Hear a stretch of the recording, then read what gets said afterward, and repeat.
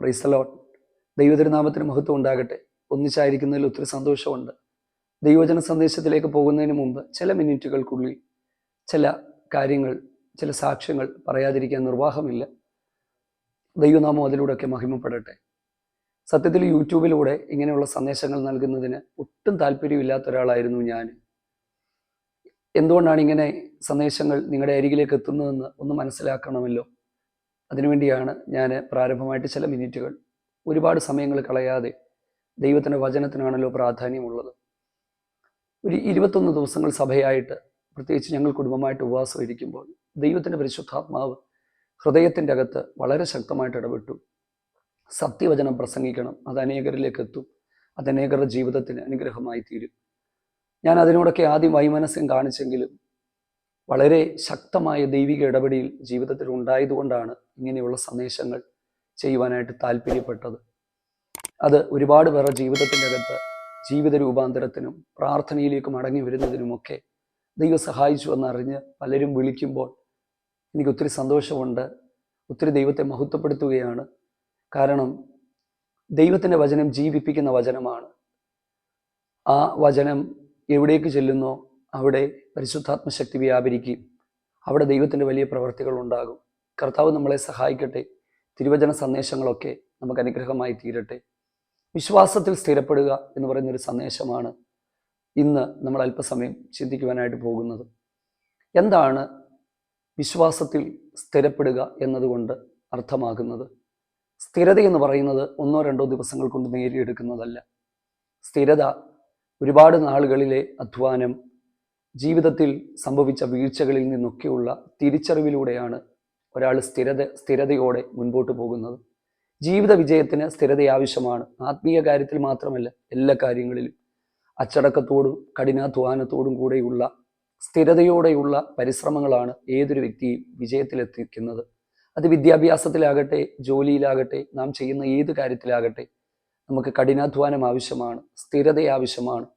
മടുപ്പും മന്ദതകളും അലസതകളുമൊക്കെ നമ്മുടെ ജീവിതത്തിൻ്റെ വിജയത്തിൽ നമ്മളെ തട്ടിക്കളയുന്ന കല്ലുകളായി നമ്മുടെ മുമ്പിൽ നിൽക്കുമ്പോൾ വേദപുസ്തകവും നമ്മിൽ നിന്ന് പ്രതീക്ഷിക്കുന്നത് ദൈവം മുമ്പാകെ നമ്മൾ സ്ഥിരതയുള്ളവരാകണം എന്നുള്ളതാണ്. വിശുദ്ധ വേദപുസ്തകം നൽകിത്തരുന്ന സന്ദേശവും അതാണ്. ഈ ദിവസങ്ങളിലെ സന്ദേശങ്ങളൊക്കെ ആത്മീയ വളർച്ചയുമായി ബന്ധപ്പെട്ട സന്ദേശങ്ങളാണ് നമ്മൾ ചിന്തിക്കുന്നത്.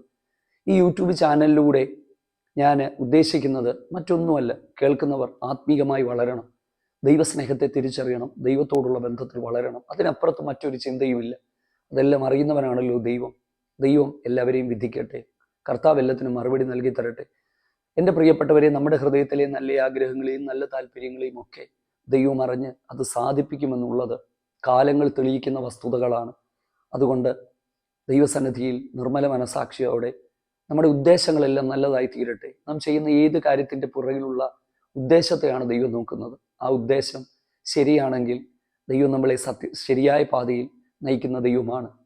അപ്പോസ്തലനായ പൗലോസ് കൊലോസ്യർക്ക് എഴുതിയ ലേഖനത്തിൽ ഒരു വാക്യം ഞാൻ പ്രാരംഭമായിട്ട് വായിക്കുകയാണ്. 1-ാം അധ്യായത്തിൻ്റെ 23-ാമത്തെ വാക്യം.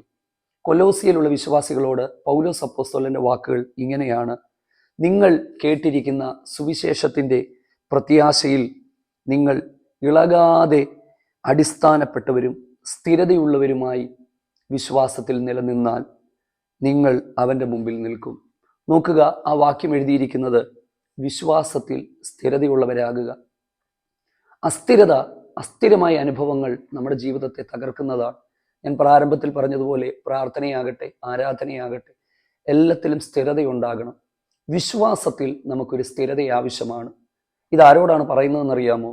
ഇത് പറയുന്നത് ദൈവത്തെ അറിയാത്ത മറ്റുള്ള വ്യക്തികളോടല്ല. ദീർഘനാളുകൾ, വർഷങ്ങൾ ദൈവത്തെ സേവിച്ച് ദൈവവചന പ്രമാണത്തിൻ്റെ തത്വങ്ങളെല്ലാം അറിയാവുന്ന, ദൈവത്തെ നന്നായി അറിയാവുന്ന ദൈവജനത്തോട് പറയുകയാണ്, നിങ്ങൾ സ്ഥിരതയുള്ളവരാകണം. സ്ഥിരതയുള്ളവരായി നിങ്ങൾ നിന്നെങ്കിൽ മാത്രമേ നാം ദൈവം മുമ്പാകെ ഒരു ദിവസം പോയി നിൽക്കുകയുള്ളൂ. നമ്മുടെ ജീവിതത്തിൽ വിശ്വാസത്തിൻ്റെ സ്ഥിരതയിൽ നിന്ന് നമ്മെ ഇളക്കിക്കളയുന്ന പലതുമുണ്ട്. അതെന്തൊക്കെയാണ് എന്ന് വേഗത്തിൽ നമുക്കൊന്ന് ചിന്തിക്കാം. എൻ്റെ ദൈവവചന പഠനത്തിൽ എനിക്ക് മനസ്സിലായ ഒരു കാര്യം, യാക്കോബിൻ്റെ ലേഖനം, ആ ലേഖനത്തിൻ്റെ ആരംഭവാക്യങ്ങളിൽ യാക്കോബ് എഴുതുന്ന ചില കാര്യങ്ങൾ എന്താണെന്നറിയാമോ? പ്രാർത്ഥിക്കുന്നവൻ സംശയിക്കാതെ വിശ്വാസത്തോടെ പ്രാർത്ഥിക്കണം. വിശ്വാസത്തോടെ പ്രാർത്ഥിക്കുന്നവൻ്റെ പ്രാർത്ഥനയ്ക്ക് മറുപടി ഉണ്ടാകും. ഇരുമനസ്സുള്ള മനുഷ്യൻ തൻ്റെ വഴികളിലൊക്കെയും അസ്ഥിരനാകുന്നു. പ്രിയപ്പെട്ടവരെ, നമ്മുടെ വിശ്വാസത്തെ തെറ്റിച്ച് കളയുന്ന ഒന്ന് സംശയമാണ്. ഈ സംശയമാണ് നമ്മുടെ വിശ്വാസത്തിൻ്റെ സ്ഥിരതയെ ചോദ്യം ചെയ്യുന്ന ഒന്ന്. കാരണം വിശ്വാസം എന്ന് പറയുന്നത് എന്താണ്? എബ്രായ ലേഖനം 11-ാം അധ്യായം 1-ാമത്തെ വാക്യം, വിശ്വാസം എന്നതോ ആശിക്കുന്നതിൻ്റെ ഉറപ്പും കാണാത്ത കാര്യങ്ങളുടെ നിശ്ചയവുമാകുന്നു. വിശ്വാസത്തിൻ്റെ ഡെഫിനിഷൻ അതാണ്. വിശ്വാസ വീരന്മാരുടെ പട്ടിക അവിടെ ദൈവത്തിൻ്റെ പരിശുദ്ധാത്മാവ് നിരത്തി വെക്കുകയാണ്. ഇവരൊക്കെ അവരുടെ വിശ്വാസ യാത്രകളിൽ ജയാളികളായി തീർന്നവരാണ്. സത്യത്തിൽ എന്താണ് വിശ്വാസം? ആശിക്കുന്നതിൻ്റെ ഉറപ്പ്, കാണാത്ത കാര്യങ്ങളുടെ നിശ്ചയം. ഇല്ലാത്ത ഒന്നിനെ നമ്മൾ വിശ്വസിക്കുന്നു എന്ന് പറയുമ്പോഴും പലതും ഇല്ലാത്തതല്ല. ദൈവത്തെ വിശ്വസിക്കുന്നു എന്ന് പറയുമ്പോൾ ദൈവമില്ലാത്തത് കൊണ്ടല്ല, ദൈവമുണ്ട്, പക്ഷെ നമ്മളത് കാണുന്നില്ല. എൻ്റെ ശരീരത്തിൻ്റെ ഉള്ളിൽ അവയവങ്ങൾ പലതുണ്ട്. ഹൃദയമുണ്ട്, കരളുണ്ട്, ലാർജ് ഇൻറ്റസ്റ്റൈൻ, സ്മോൾ ഇൻറ്റസ്റ്റൈൻ, എത്ര അവയവങ്ങളുണ്ട്. പക്ഷെ ഞാൻ ഈ അവയവങ്ങളെ ഒന്നും ഇതുവരെ കണ്ടിട്ടില്ല. പക്ഷെ എനിക്കറിയാം എൻ്റെ ഉള്ളിൽ അവയവമുണ്ടെന്ന്. എങ്ങനെ അറിയാം? എൻ്റെ അവയവങ്ങൾക്ക് കേടുപാടുകൾ സംഭവിച്ചാൽ എൻ്റെ ശരീരം അതിനോട് പ്രതികരിച്ചു തുടങ്ങും. നോക്കുക, പലതും ഇല്ലാത്തതല്ല, ഉള്ളതാണ്. നാം കണ്ടിട്ടില്ലെങ്കിലും വിശ്വസിക്കുന്നു. ദൈവത്തെ നമ്മൾ കണ്ടിട്ടില്ല, പക്ഷേ നാം ദൈവത്തെ വിശ്വസിക്കുന്നു, ഇല്ലേ? അറിയാം. പക്ഷേ ദൈവത്തെ വിശ്വസിക്കുന്ന, ദൈവത്തെ സേവിക്കുന്ന ഒരു ദൈവ പൈതലിനെ അറിയാം ദൈവം ഉണ്ടെന്ന്. ദൈവം ഉണ്ടെന്ന് നമുക്ക് എങ്ങനെ അറിയാൻ പറ്റും? ദൈവ സാന്നിധ്യത്തിലൂടെ നമ്മുടെ പ്രാർത്ഥനകൾക്ക് ദൈവം മറുപടി നൽകുമ്പോൾ, നമ്മളോട് ദൈവം അരുളപ്പാടുകളായി, ആലോചനകളായി സംസാരിക്കുമ്പോൾ ദൈവം ഉണ്ടെന്ന് അറിയുവാനായിട്ട് കഴിയും. ഒരിക്കൽ നിരീശ്വരവാദിയായ ഒരു മനുഷ്യനോട് ഞാൻ കർത്താവിനെ കുറിച്ച് സംസാരിച്ചു. കുറച്ചധികം സംസാരിച്ചു. അദ്ദേഹം ദൈവമില്ല എന്ന് തെളിയിക്കുവാനുള്ള ഒരുപാട് കാര്യങ്ങൾ എൻ്റെ മുമ്പിൽ നിരത്തി വെച്ചു. ഇതൊക്കെ കേട്ടിട്ട് എനിക്ക് ചിരിയാണ് വന്നത്. കാരണം ഞങ്ങളുടെ ജീവിതത്തിൽ, ഞങ്ങൾ ശുശ്രൂഷിക്കുന്ന സഭയിലാണെങ്കിലും നിങ്ങളൊക്കെ അന്വേഷിച്ചാൽ നിങ്ങൾക്ക് മനസ്സിലാക്കുവാനായിട്ട് പറ്റുന്നത്, അടുത്ത ദിവസങ്ങളിൽ സംഭവിക്കുന്നത് രാത്രിയിൽ ദൈവം കാണിക്കുന്നു, അത് അതുപോലെ നടക്കുന്നു. ഇതെന്താണ്? ദൈവം ഉള്ളത് കൊണ്ടല്ലേ? ജീവിതത്തിൽ സംഭവിക്കുന്ന ഓരോ കാര്യവും ദൈവം വെളിപ്പെടുത്തുന്നു. അപ്പോൾ നമ്മുടെ വ്യക്തിപരമായ ജീവിതത്തിലൂടെ, വചനത്തിലൂടെ, പ്രാർത്ഥനയിലൂടെ, ദൈവ സാന്നിധ്യത്തിലൂടെ നാം ദൈവത്തെ അനുഭവിച്ച് നമ്മുടെ ഉള്ളത്തിൽ കയറിക്കൂടിയ ഒരു വലിയ ദൈവവിശ്വാസമുണ്ട്. ഈ ദൈവവിശ്വാസം ഇളകാതെ കാത്തു സൂക്ഷിക്കുക എന്നുള്ളത് ബുദ്ധിമുട്ടുള്ള കാര്യമാണ്. പക്ഷെ അത് നടക്കും. കാലങ്ങളിൽ വിശ്വാസ ജീവിതം നയിച്ചവരോട് വേദപുസ്തകത്തിലെ തിരുവെഴുത്തുകളിലൂടെ ദൈവത്തിൻ്റെ ആത്മാവ് അതെ തൻ്റെ ദാസന്മാരിലൂടെ പറയുകയാണ്, സ്ഥിരതയോടെ നിങ്ങൾ വിശ്വാസത്തിൽ നിലകൊള്ളുക. ഒരു ഭക്തന്റെ ജീവിതത്തിൽ ഉണ്ടാകുന്ന പ്രതിസന്ധികളും കഷ്ടതകളും എല്ലാം തന്നെ അവൻ അതിനെ വിശ്വാസത്തിൽ സ്ഥിരപ്പെടുന്നതിനുള്ള ഒരു വഴിയായി കാണുന്നിടത്താണ് അവൻ്റെ ജീവിതം വിജയിക്കുന്നത്. 1-2 തെളിവുകളിലേക്കും ഒരു വേദഭാഗത്തിലേക്കും നമുക്ക് പോകാം. ഈ യാക്കോബിന്റെ ലേഖനത്തിലേക്ക് വരുമ്പോൾ അവിടെ എഴുതിയിരിക്കുന്നത് 1-ാം അധ്യായത്തിൻ്റെ 2-3 വാക്യങ്ങളിൽ, എൻ്റെ സഹോദരന്മാരെ, നിങ്ങൾ വിവിധ പരീക്ഷകളിൽ അകപ്പെടുമ്പോൾ നിങ്ങളുടെ വിശ്വാസത്തിൻ്റെ പരിശോധന സ്ഥിരതയുളവാക്കുന്നുവെന്നറിഞ്ഞ് അശേഷം സന്തോഷിപ്പീൻ.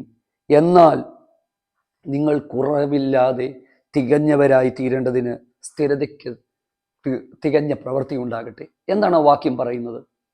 നമ്മൾ ദൈവവചനം വായിക്കുമ്പോൾ ശ്രദ്ധിച്ചു വായിച്ച് മനസ്സിലാക്കുക. അവിടെ എഴുതിയിരിക്കുന്നത്, നിങ്ങൾ വിവിധ പരീക്ഷകളിൽ അകപ്പെടുമ്പോൾ ആ പരീക്ഷകൾ നിങ്ങളുടെ വിശ്വാസത്തിൻ്റെ സ്ഥിരതയ്ക്ക് കാരണമായി മാറട്ടെ. എന്തുകൊണ്ടാണെന്നറിയാമോ അങ്ങനെ എഴുതിയിരിക്കുന്നത്? നോക്കുക, ഒരു ദൈവഭക്തന്റെ ജീവിതത്തിൽ നേരിടുന്ന കഷ്ടങ്ങളും പ്രയാസങ്ങളുടെയും മുമ്പിൽ അവൻ ദൈവത്തിൽ ആശ്രയിച്ച് അതിനെ നേരിടാൻ തയ്യാറായാൽ അവൻ ഒരിക്കലും അതിൽ പരാജയപ്പെടത്തില്ല. പലയിടത്തും സംഭവിക്കുന്നത് എന്താണെന്നറിയാമോ? കഷ്ടതകളും പ്രതികൂലങ്ങളും പ്രയാസങ്ങളും വരുമ്പോൾ അവിശ്വാസം ഹൃദയത്തിലേക്ക് കടന്നു വരികയാണ്. പ്രാർത്ഥന കുറഞ്ഞു പോകുന്നു, ദൈവാശ്രയം കുറയുന്നു, മനസ്സുമടുത്തവരായി പിന്മാറ്റ അവസ്ഥയിലേക്ക് പോകുന്നു. കഴിഞ്ഞ ദിവസങ്ങളിൽ ഞാൻ പറഞ്ഞതുപോലെ മന്ദത ബാധിച്ച് ഫൈനലി ബാക്ക് സ്ലൈഡിങ്ങിലേക്കാണ് പോകുന്നത്, പിന്മാറ്റത്തിലേക്കാണ് പോകുന്നത്. പക്ഷേ വചനം നമ്മളോട് പറയുന്നത്, വിശ്വാസത്തിൻ്റെ പരിശോധനകൾ വരുമ്പോൾ അത് നിനക്ക് സ്ഥിരതയിലേക്ക് നിങ്ങളെ കൊണ്ടുവന്ന് എത്തിക്കാനാണ് കൊണ്ടുവരുന്നത്. എന്താ? വിശ്വാസത്തിൻ്റെ പരിശോധനകൾ, കഷ്ടതകൾ വരുമ്പോൾ അതിൻ്റെ അകത്ത് ദൈവം നമ്മളോട് സംസാരിക്കുവാനുള്ള സാധ്യതകളായി നമ്മൾ കണ്ടാൽ അതിൻ്റെ അകത്തൊരു ദൈവിക വിജയമുണ്ട്. അത് നമ്മളെ സ്ഥിരതയിലേക്ക് നടത്തും. ഇന്നത്തെ കഷ്ടതകൾ നാളത്തെ സാക്ഷ്യമായി മാറുകയാണ്. ഇന്നത്തെ വേദനകൾ നാളെ ദൈവത്തെ മഹത്വപ്പെടുത്തുവാനുള്ള അനുഭവമായി മാറുകയാണ്. ഒരു ചെറിയ തെളിവ് വേദപുസ്തകത്തിൽ നിന്ന് ഞാൻ നൽകി തരട്ടെ. അബ്രഹാമിന് ഏകജാതനായ മകനായിരുന്നു ഇസഹാക്ക്. 25 വർഷങ്ങൾ കാത്തു കിട്ടിയ മകൻ ഇസഹാക്ക്. ഇസഹാക്കിനെ കുറിച്ച് ചിന്തിക്കുമ്പോൾ ആ മോറിയ മലയിൽ കൊണ്ടുപോയി തൻ്റെ കൈകാലുകളെല്ലാം ബന്ധിച്ച് വിറകിൻ്റെ മുകളിൽ കിടത്തി. നോക്കുക, അപ്പൻ ദൈവം പറഞ്ഞുവെന്ന് പറഞ്ഞ് കത്തിയെടുത്ത് തൻ്റെ നേരെ ഉയർത്തുന്ന ആ ബാല്യകാലങ്ങളിലെ അനുഭവം നിങ്ങളൊന്ന് ചിന്തിച്ച്. ഏത് കുട്ടിക്ക് അല്ലെങ്കിൽ ഏത് മനുഷ്യനാ മരണം വരെ മറക്കാൻ പറ്റുന്നത്? പക്ഷെ ഇസഹാക്കിൻ്റെ പിന്നീടുള്ള ജീവിതം നിങ്ങൾ നോക്കുക. ഒരുപക്ഷെ അബ്രഹാം സേവിച്ചതിനേക്കാൾ എത്ര ശക്തമായിട്ടാണ് ഇസഹാക്ക് ദൈവത്തെ സേവിച്ചത്. തന്നെ കെട്ടിയിട്ട, തൻ്റെ നേരെ കൈകൾ ഉയർത്തിയ അപ്പൻ്റെ വിശ്വാസത്തെ തള്ളിക്കളഞ്ഞില്ല ഇസഹാക്ക്. അപ്പൻ്റെ അനുകാരിയായി, പിൻതലമുറക്കാരനായി ദൈവം പറയുന്നത് കേട്ട് ജീവിക്കാൻ ഇസഹാക്കിന് കഴിഞ്ഞു. എന്താ കാര്യം? ഒരൊറ്റ കാര്യം. ഇത് തന്നെയാണ് ദൈവം പ്രതീക്ഷിക്കുന്നത്. സത്യത്തിൽ ഇസഹാക്ക് ഈ ദൈവവഴിയുടെ ഭാഗത്ത് പോലും വരേണ്ടവനല്ല, അല്ലേ? അങ്ങനെയല്ലേ സംഭവിക്കുന്നത്? തൻ്റെ കുഞ്ഞുനാളിൽ തൻ്റെ മനസ്സിലേറ്റ ആ ഒരു മുറിവ് ചിത്രങ്ങൾ, ഇനി എനിക്കൊരിക്കലും ഈ ദൈവത്തെ വേണ്ട എന്ന് പറഞ്ഞവൻ പിന്മാറിപ്പോകേണ്ടത്. പക്ഷെ അല്ല, വിശ്വാസത്തിൻ്റെ പരിശോധന സ്ഥിരത ഉളവാക്കും. അവൻ അപ്പൻ്റെ ദൈവത്തെ തിരിച്ചറിഞ്ഞു. എൻ്റെ പ്രിയപ്പെട്ടവരെ, വിശ്വാസത്തിൽ സ്ഥിരതയുള്ളവരായി നിൽക്കുക. വാക്കുകൾ നിർത്തുകയാണ്. അടുത്ത ദിവസങ്ങളിൽ വിശ്വാസത്തിൽ സ്ഥിരതയുണ്ടെങ്കിൽ പ്രാർത്ഥനയിൽ തീവ്രതയോടെ നമുക്ക് പ്രാർത്ഥിക്കുവാനായിട്ട് കഴിയുകയുള്ളൂ. അങ്ങനെയുള്ള ചില സന്ദേശങ്ങൾ ദൈവത്തിൻ്റെ ആത്മാവ് വചനത്തിലൂടെ ഹൃദയത്തിൽ തന്നിട്ടുണ്ട്. അടുത്ത ദിവസങ്ങളിൽ നിങ്ങൾക്കത് ലഭിക്കും. ദൈവം നമ്മളെയൊക്കെ സഹായിക്കട്ടെ. ഒരു വാക്യം കൂടി, ഒരു വേദഭാഗം കൂടെ വായിക്കുകയാണ്. 1 കൊരിന്ത്യർ 16:13. ഉണർന്നിരിപ്പീൻ, വിശ്വാസത്തിൽ നിലനിൽപ്പീൻ. വിശ്വാസത്തിൽ നിലനിന്ന് മുന്നോട്ട് പോവുക എന്നുള്ളതാണ് ദൈവം ആഗ്രഹിക്കുന്നത്. കാറ്റടിക്കുമ്പോൾ അലയുന്ന കടൽത്തിരയ്ക്ക് സമനായി ഒരിക്കലും നമ്മൾ മാറൽ. ചിലരൊക്കെ ആ ലെവലിൽ ജീവിക്കുന്നവരായി തീരുകയാണ്. അല്ല, ഈ സന്ദേശം കേൾക്കുമ്പോഴെങ്കിലും നാം സ്ഥിരതയോടെ മുന്നേറാൻ ദൈവം ആഗ്രഹിക്കുകയാണ്. നമ്മെക്കുറിച്ച് ദൈവം ഉദ്ദേശിച്ചിരിക്കുന്ന ലക്ഷ്യത്തിലേക്ക്, പദ്ധതിയിലേക്ക് നാം എത്തണമെന്ന് ദൈവം ആഗ്രഹിക്കുകയാണ്. വിശ്വാസത്തിൽ സ്ഥിരതയുള്ളവരായി മുൻപോട്ട് പോകാം. അങ്ങനെ സ്ഥിരതയുള്ളവരായി മുൻപോട്ട് പോയാൽ ജീവിത വിജയം സാധ്യമാകുമെന്ന് മാത്രമല്ല, പൗലോസ് പറയുകയാണ്, നിങ്ങൾ അവൻ്റെ മുമ്പാകെ നിലനിൽക്കും. എവിടെ നിൽക്കും? യേശു ക്രിസ്തുവിൻ്റെ മടങ്ങി വരവെങ്കിൽ നാം അവൻ്റെ മുമ്പാകെ നിൽക്കും. അപ്പോൾ നിൽക്കണമെങ്കിൽ വിശ്വാസത്തിൽ സ്ഥിരതയുണ്ടാകുക, അസ്ഥിരമായ അനുഭവങ്ങൾ മാറുക, അസ്ഥിരത വരുത്തുന്ന ആളുകളെ മാറ്റുക, അവിശ്വാസം ഹൃദയത്തിലേക്ക് കൊണ്ടുവരുന്ന വാക്കുകളെ പുറത്താക്കുക, ദൈവം പറയുന്നത് വിശ്വസിക്കുക. ഒരുപാട് കാര്യങ്ങൾ എൻ്റെ ഹൃദയത്തിലേക്ക് കയറി കയറി വരുന്നുണ്ട്. വാഗ്ദത്ത കനാൻ ഉറ്റുനോക്കാൻ പോയവർ, അതുകൂടെ പറയാതിരിക്കാൻ നിവർത്തിയില്ല. 12 പേരാണ് പോയത്. 10 പേര് പറഞ്ഞു നമുക്കൊരിക്കലും അത് ലഭിക്കത്തില്ല. 2 പേര് പറഞ്ഞു ദൈവം പ്രസാദിച്ചിരുന്നാൽ നമുക്കത് കിട്ടും. ഒന്നും കണ്ടോണ്ടല്ല അവർ പറഞ്ഞത്, ദൈവത്തിലുള്ള വിശ്വാസമായിരുന്നു. സാഹചര്യങ്ങളെ പഴിച്ച് ജീവിക്കുന്നവന് ഒരിക്കലും സ്ഥിരതയോടെ നിൽക്കാൻ പറ്റത്തില്ല. സാഹചര്യങ്ങളെ നോക്കാതെ വിളിച്ച ദൈവത്തിൻ്റെ വലിപ്പത്തെയും മഹത്വത്തെയും കണ്ടുകൊണ്ട്, ആരാണ് വിളിച്ചത്, ഇതുവരെ നടത്തിക്കൊണ്ടുവന്നത് ആരാണെന്നുള്ള തിരിച്ചറിവിൽ മുൻപോട്ട് പോയാൽ അസാധ്യമെന്ന് നാം ചിന്തിക്കുന്ന കാര്യങ്ങൾ ദൈവം നമ്മുടെ ജീവിതത്തിൽ സാധ്യമാക്കി തരും. കർത്താവ് നമ്മളെ സഹായിക്കട്ടെ. പ്രാർത്ഥിക്കാം. ഞങ്ങളുടെ പ്രിയ പിതാവേ, സ്ഥിരതയോടെ വിശ്വാസത്തിൽ മുന്നേറുവാൻ ഞങ്ങൾക്ക് കൃപ നൽകണമേ. ദൈവത്തിൽ നിന്ന് ഞങ്ങളെ അകറ്റിക്കളയുന്ന സകലതും ഞങ്ങളുടെ ജീവിതത്തിൽ നിന്ന് പുറത്താക്കാൻ കൃപ നൽകണം. ഈ സന്ദേശം കേൾക്കുന്ന പ്രിയപ്പെട്ടവരുടെയൊക്കെ ജീവിതത്തിൽ അത് അനുഗ്രഹമായി മാറുവാൻ ഇടയായി തീരണം. സ്ഥിരതയോടെ മുന്നോട്ട് പോകുവാൻ, ദൈവം പറയുന്നത് കേട്ട് മുന്നോട്ട് പോകുവാൻ കർത്താവ് കൃപ കൊടുക്കണം. യേശുവിൻ നാമത്തിൽ തന്നെ ആമേൻ. God bless you.